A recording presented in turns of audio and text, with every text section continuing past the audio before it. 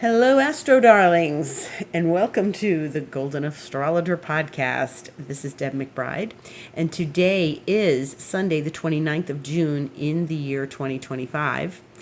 And I am recording this in very cloudy, overcast Escazú, Costa Rica, where it is still very lovely and beautiful, but it's been raining. It's been raining for days. We haven't seen a whole lot of sun, but par for the course. It's the season. 'Tis the season. So, lots to talk about, lots and lots. First of all, I hope that you experienced a beautiful and wonderful new moon with Jupiter. That was particularly powerful and important.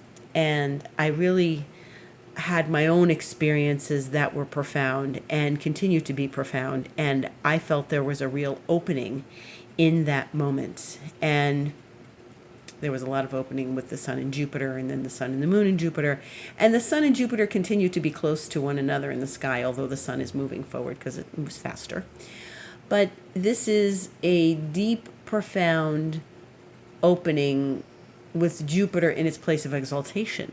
And we love this. We love where Jupiter opens the doors for us to opportunities and our optimism and our, connecting with our power. And even if you caught a glimpse of what is promising and powerful for you, it was effective, right? And I really feel like we had some great energy. A lot of people said they could really feel it. People said they felt it positive. So I hope it was positive for you. That being said, if it opened a door, then it should be reverberating in your life at this point. And I had a lot of pondering about this. I was thinking about what to say today, and I was thinking about this yesterday and where we are in the world. And I think, for me also, Cancer is an emotional sign. Jupiter, the sun, we're in Cancer season, and the moon rules Cancer, Jupiter's exalted there. It's an emotional sign. And Cancerians, if you know them, they are not boisterous people. They are usually very calm, and they don't always tell you what's going on. And they're very still. And, I think of the stillness of the full moon over the water, over the lake, not the ocean, because the ocean is not still. But it can be calm. But the stillness of the full moon over the lake, there's that beautiful scene of Cancerian energy. And stillness is something that we can cultivate right now that I think would be really soothing for everyone's soul. So last December, I gave a class. I gave a master class in the year 2025, and I called it 2025 the Liminal Labyrinth, because we were going to go through some cycles in labyrinthian style, how we would go into planets going into new signs and then stepping back into their old signs and then going back into the new sign, and it would continue that way till the beginning of 2026. Plus, we also had Mars retrograde from the end of 2025, and it was back and forth between Leo and then Cancer and then Leo again, and so we're just getting past all of that shadow a few weeks ago, as you know.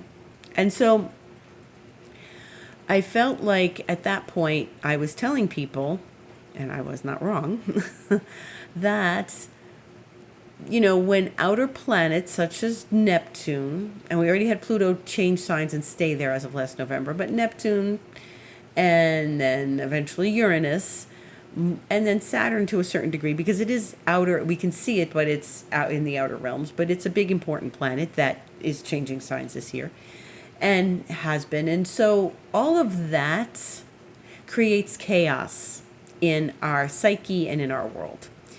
And, what's in the field comes first, and then creates matter.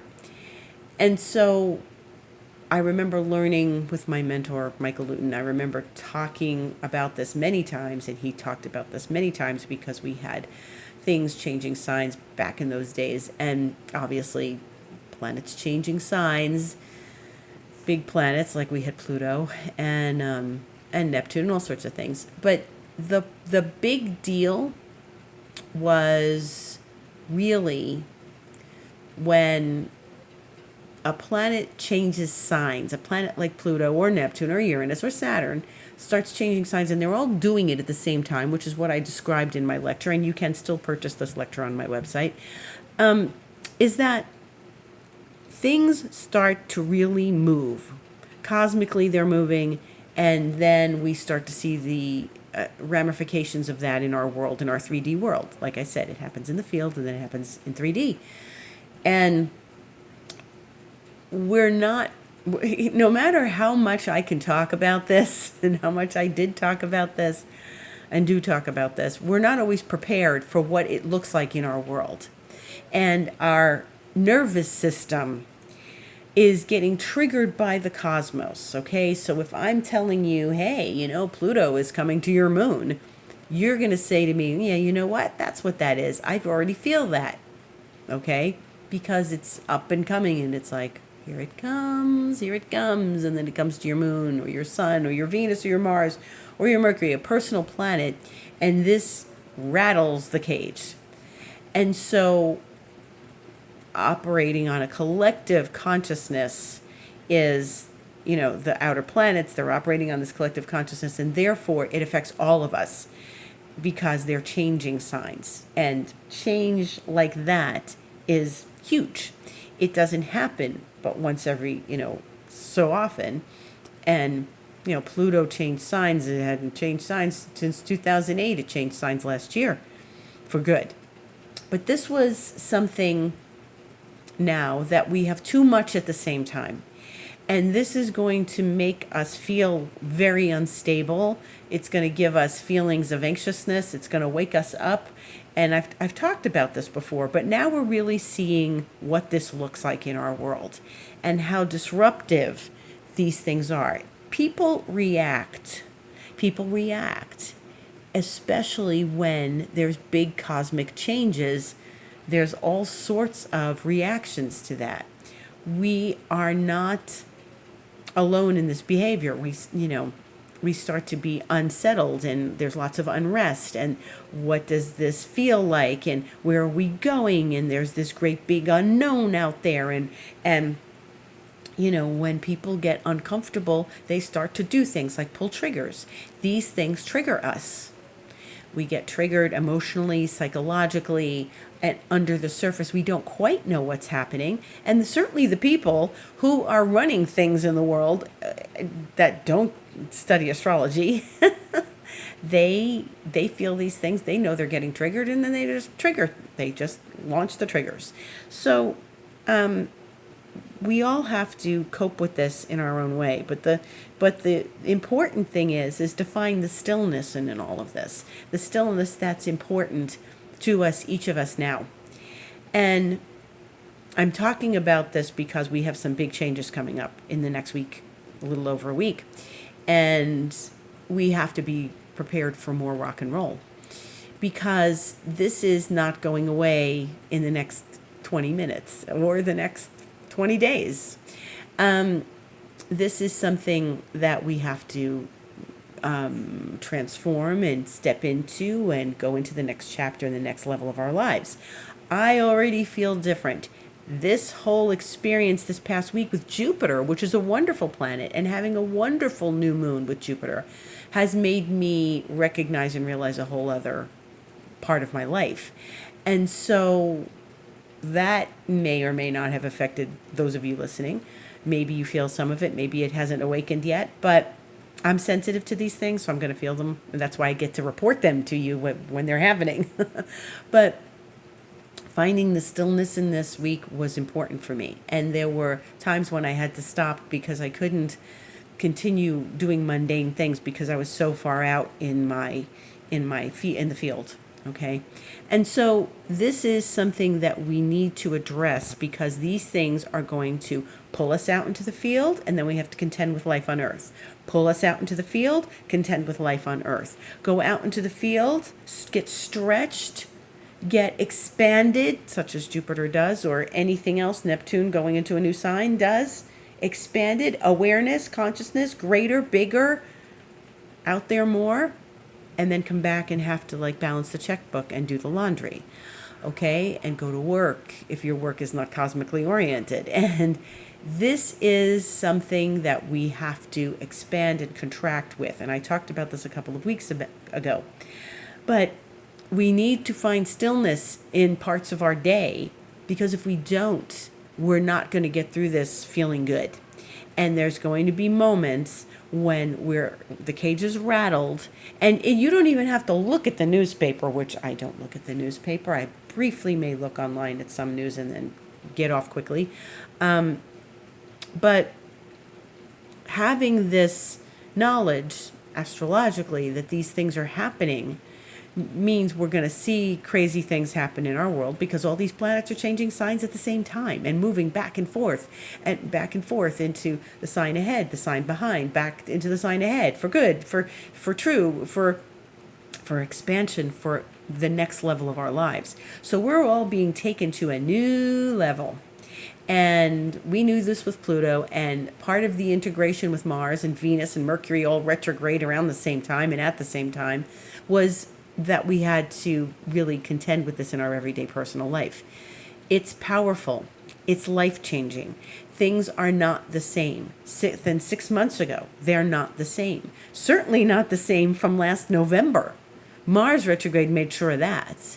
And now we're moving into a very interesting week, because it starts out quiet. Now, if I'm looking at my very nice astrology calendar, I see today that we had Mercury and Pluto in opposition, and that's why we're talking about deep, important things, because Mercury and Pluto make us talk about deep, important things and think about and recognize and contemplate deep, important things. And tomorrow, when I look at my astrology calendar, there are no aspects. It's a blank page. It says the 30th, Monday. And that's because it mentions the moon is in Virgo. We're in the first part of Virgo. The moon in Virgo touches a lot of things. It's going to conjunct Mars tonight in a few hours and sextile the sun very nicely. But nothing happens astrologically until Tuesday. I start seeing aspects again. The moon in Virgo trines Venus and Taurus, and then eventually the moon moves into Libra on Tuesday at 5:16 p.m. Eastern Time. The week pretty much goes that way until we get to Friday. So the big thing happening, the stuff this week, is Friday. And Friday, the 4th of July, Independence Day in the United States, that is a big day for astrology, because I've got a full day of aspects when I look at my book. And so we're going to start with Friday, because that's where the big stuff is happening. I mean, yes, we know that Mercury and Pluto were opposite today. I talked about that last week, and it's already happened. So Mercury's moving on. But what I'm seeing for Friday is very powerful. So let's talk about probably one of the most important aspects of the week, which is that Neptune is going retrograde. And that occurs at 5:34 p.m. Eastern Time, which is 3:34 p.m. my time, on Friday, the 4th of July. And Neptune, as you know, if you're listening to me regularly, Neptune has entered the sign of Aries, which it did a few months back. And so now with this retrograde, the retrograde is going to take us as if Neptune is traveling backwards, because that's what Neptune appears to be doing from our vantage point on the Earth. Neptune is at 2 degrees of Aries. And so Neptune is going to start going back, and eventually go back into Pisces. It's not doing it tomorrow, not doing it the day after it goes retrograde.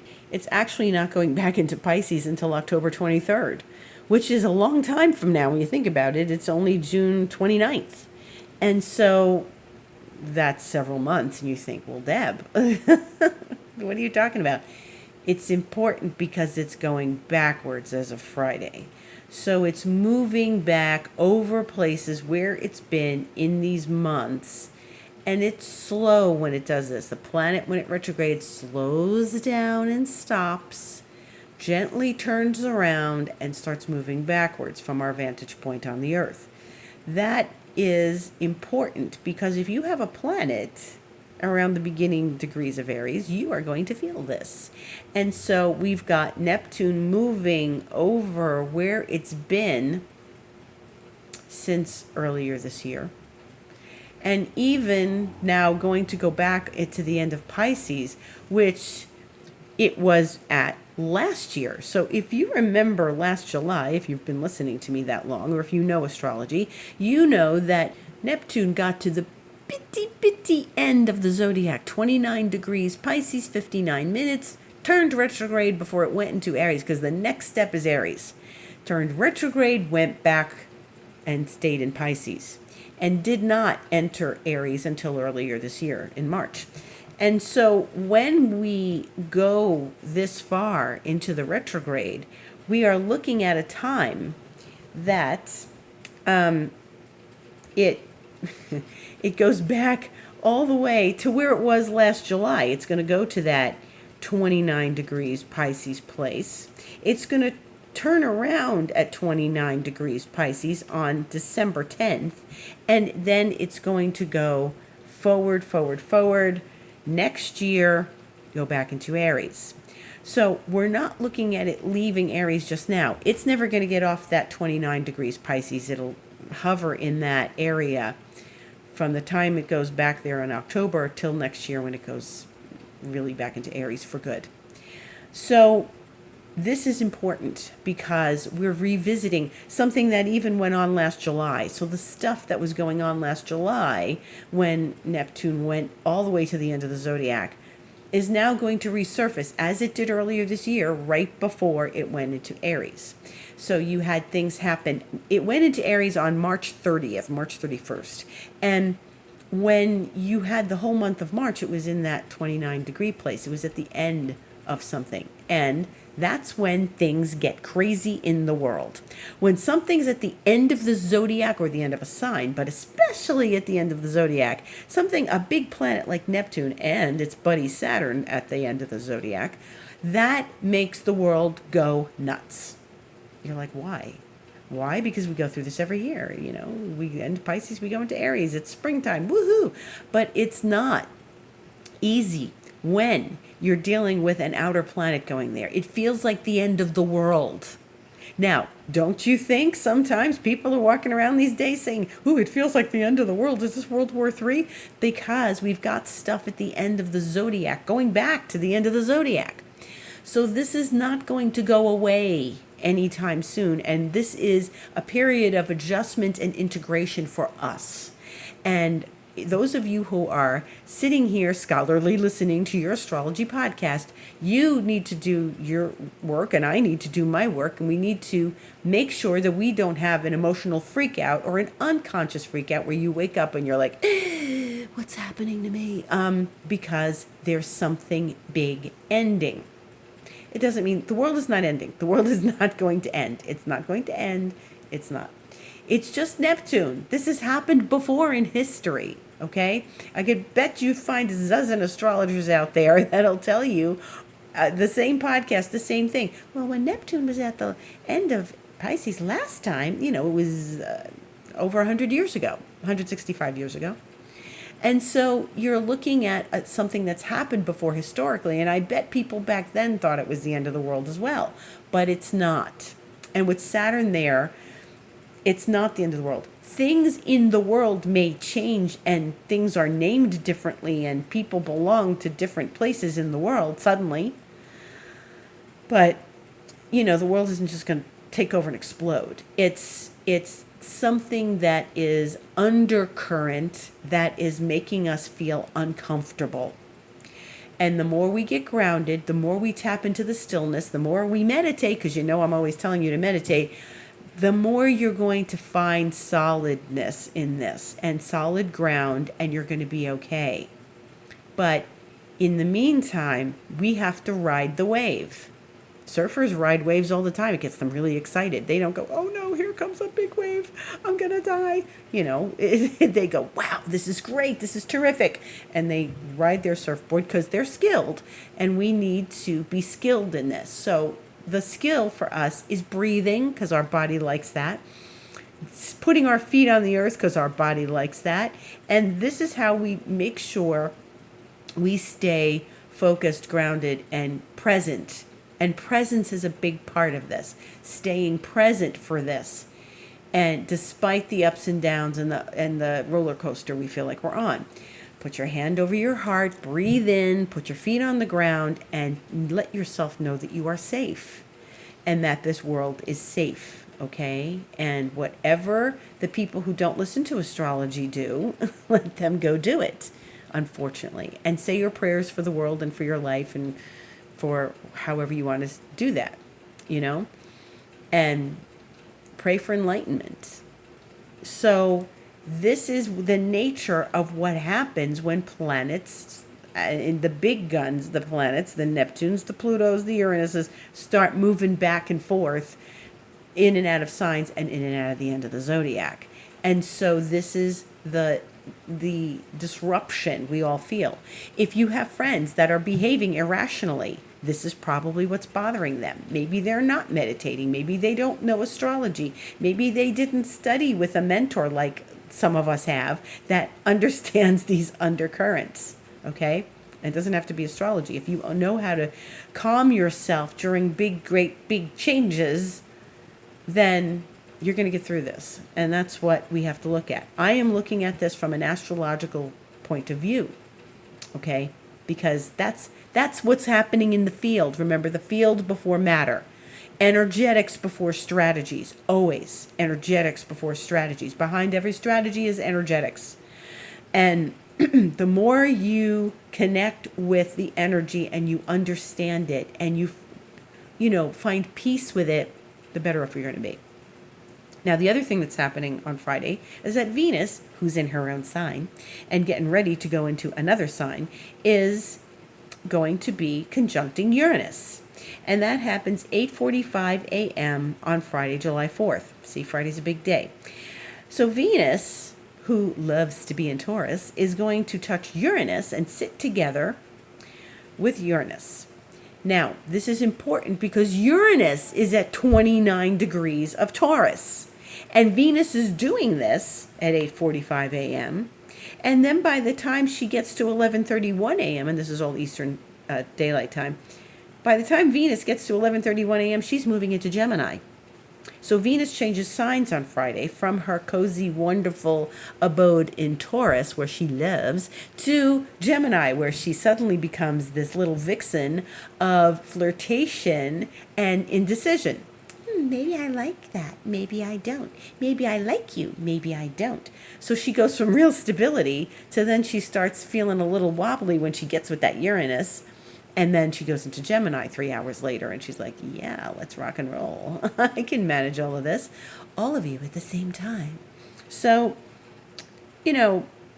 that's a big change because she's touching Uranus, right?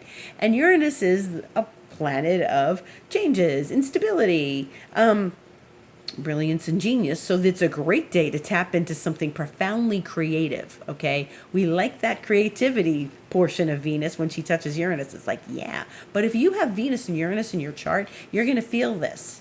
And if you're in relationships, when we're all in relationships, and I don't necessarily mean personal, intimate ones, with your kids, with your parents, with your coworkers, with your partner, with whomever, your neighbors, your loved ones, your community, your siblings, this is something that you need to be aware of, because if you have a Venus-Uranus conjunction in your chart, it's going to ring like chimes for you on Friday.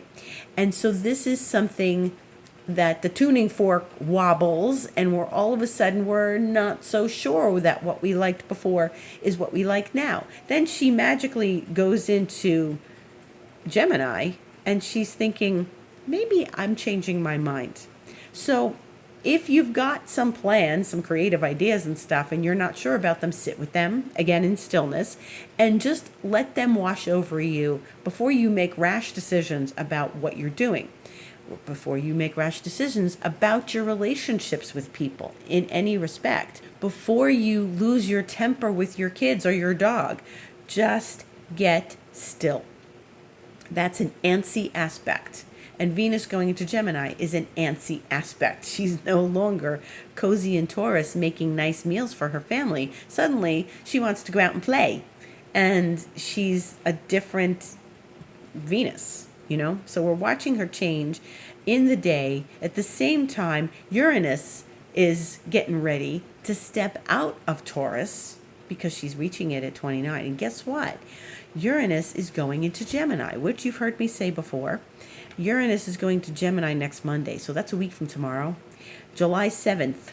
And that is at 3:45 a.m. So be prepared to be awakened if you're in the region of the world that things are asleep at that hour, right? So this is it. Venus is touching Uranus right before Uranus goes into Gemini. And Venus goes first. So she leaves Taurus, goes into Gemini, and then Uranus follows her a few days later. So this is powerful because now we have one outer planet changing direction on Friday, and then on Monday, bracketing the weekend, Uranus is changing signs. And Uranus, we feel it already. We know Uranus is changing signs. That's why there's so much rock and roll in the world. But Uranus, which I just described as antsy and, up and down and roller coaster-ish, is going into a sign, Gemini, that doesn't make up its mind very easily, that switches opinions very drastically, that can be very extreme when Uranus is in it. So this is something we don't know, because unless you have Uranus and Gemini, if you're older, if you're born, in the 40s, then you might have this in your chart. And it's perfectly normal to still be alive and have this in your chart, because Uranus isn't like Neptune. It takes 84 years to go around the zodiac, and it took 7 years in Gemini. So people have it. Lots of people have this aspect, have this placement, this Uranus and Gemini. This is strong. This is brilliant. I mean, it is brilliant. And I can definitely tell you that this is going to rock the technological world.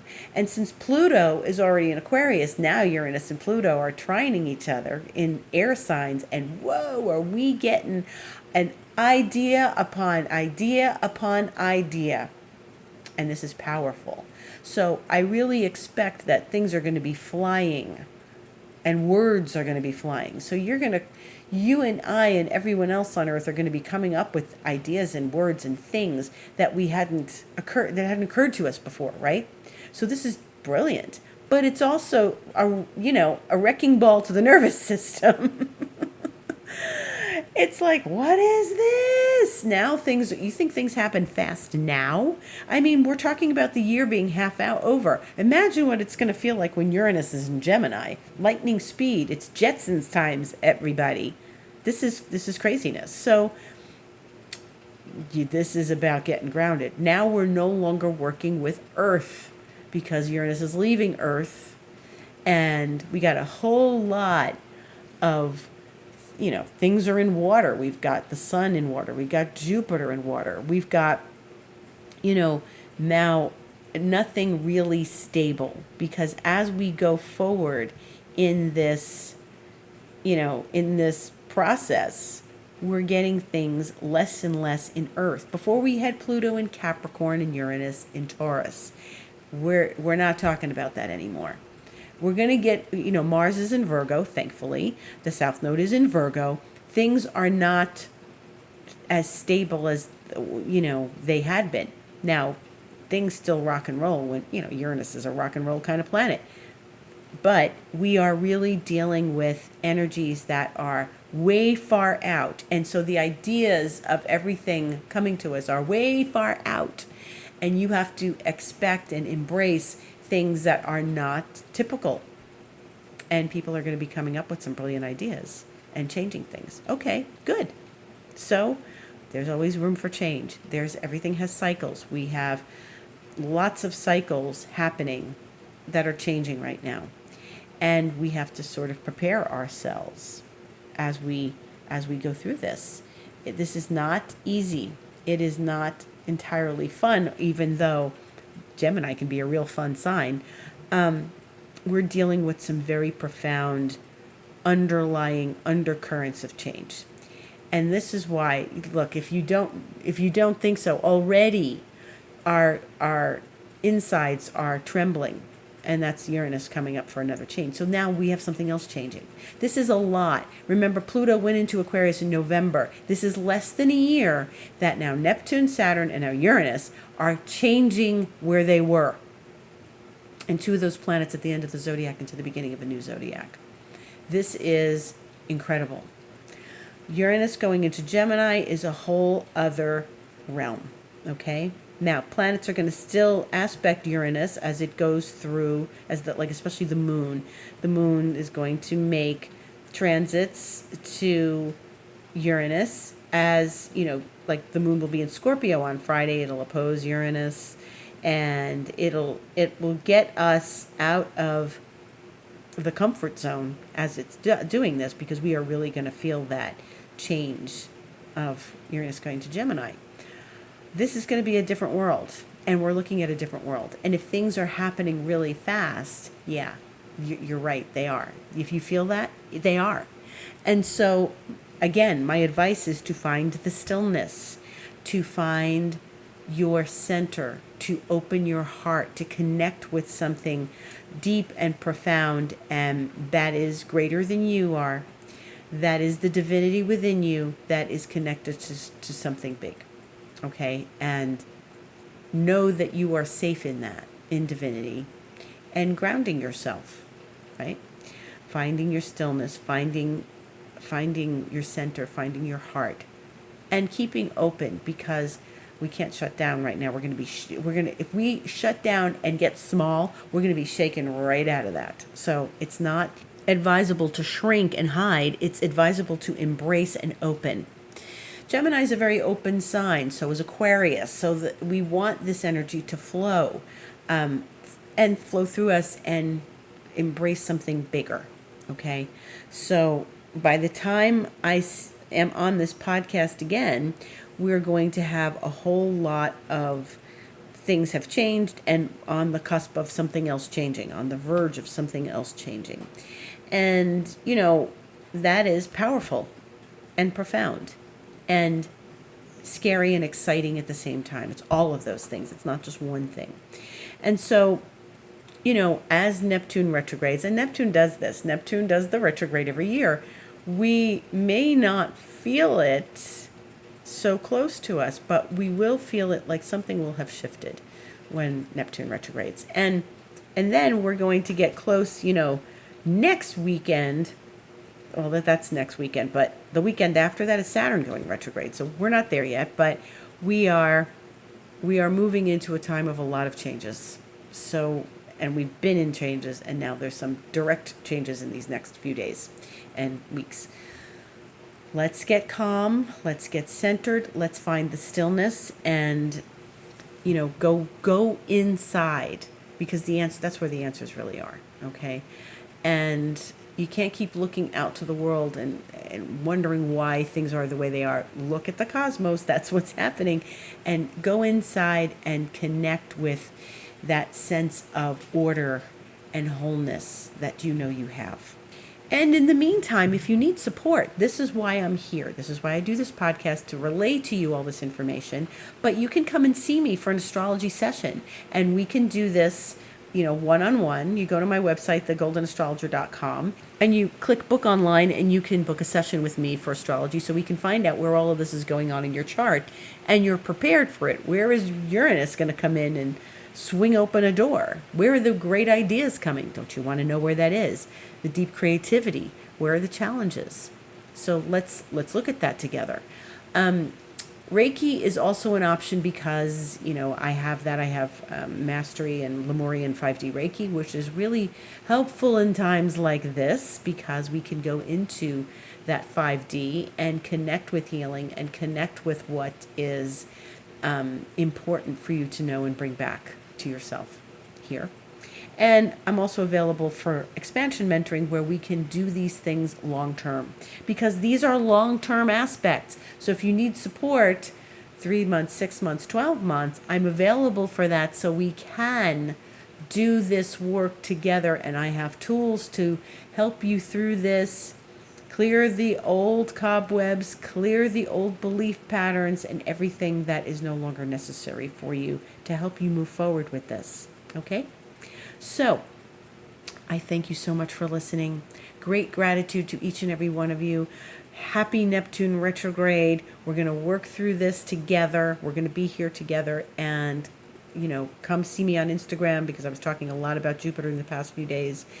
And I'll be connecting with you there, the Golden Astrologer on Instagram, and here on my podcast. Thank you for listening. Beautiful week to all of you.